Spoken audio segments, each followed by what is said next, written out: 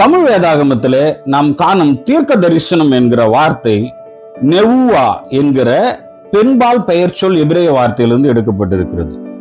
இதுவே ஆண்பால் பெயர் சொல்லாக பயன்படுத்தப்படும் பொழுது நவி தீர்க்கதரிசி என்று நாம் மொழியாக்கம் செய்திருக்கிறோம்.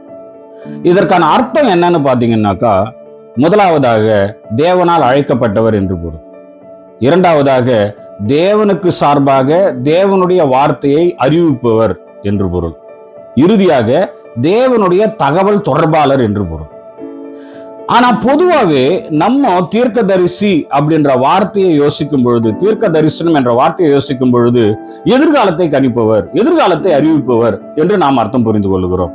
இந்த இரண்டு வார்த்தைகளையும் அந்த கருத்தியலை உடைக்கின்றன. அது தவறு என்று சொல்லுகிறது.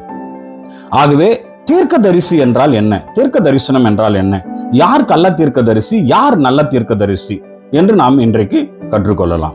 3 விஷயங்களை நம்ம புரிந்துக்கணும். முதலாவது, பழைய ஏற்பாட்டுல நியாயப்பிரமாணம் கொடுக்கப்பட்டிருந்தது.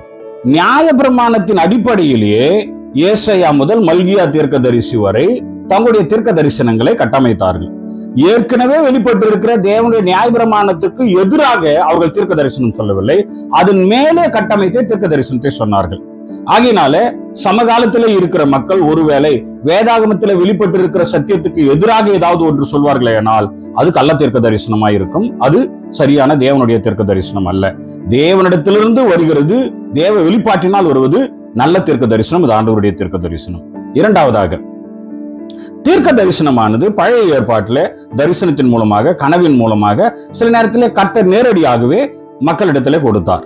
ஆனால் புதிய ஏற்பாட்டிலே கர்த்தராகிய இயேசு கிறிஸ்துவானவர் சிலுவையிலே மரித்ததின் மூலமாக பழைய ஏற்பாட்டிலே கொடுக்கப்பட்ட எல்லா தீர்க்க தரிசனத்தையும் அவர் சிலுவையிலே நிறைவேற்றி விட்டார்.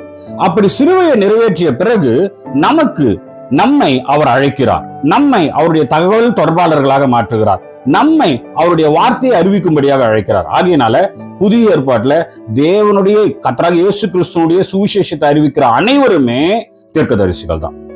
இறுதியாக நம்ம எப்பவுமே விவாதிக்கிற எதிர்காலத்தை கணிக்கிறவர்கள் தான் தீர்க்கதரிசிகள் சொல்றோம் இல்லையா, அது இந்த 2 வார்த்தைகள் ஆகிய நெவுவா, நவி என்கிற இந்த 2 வார்த்தைகள் அந்த கருத்தியலை உடைக்கிறது, அது தவறு என்று சொல்லுகிறது.